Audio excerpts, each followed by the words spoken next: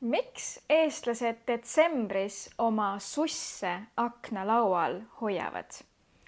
Täna räägime aeglases eesti keeles Eesti ühest nunnumast jõulueelsest traditsioonist, päkapikkudest.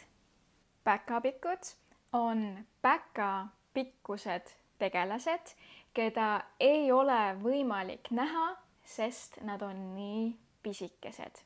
Aga nad on jõuluvana suured abilised enne jõule.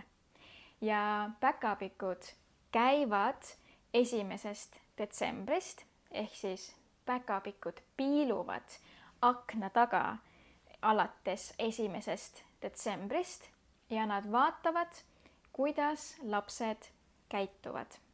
Kui nad on päeval head ja tublid, siis päkapikud panevad lastele öösel sussi sisse midagi toredat, näiteks kommi või mõne väikse mänguasja.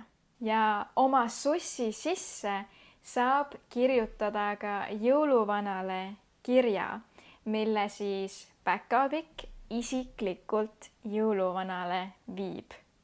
Kas sul käivad päkapikud? Kui ei, siis ei ole veel hilja, sest päkapikud käivad kuni jõuludeni.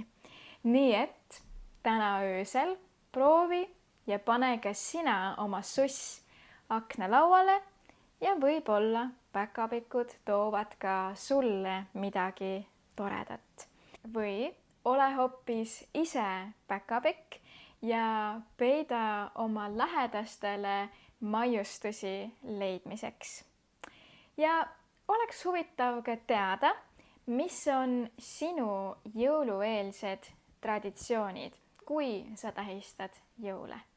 Anna mulle kommentaarides teada.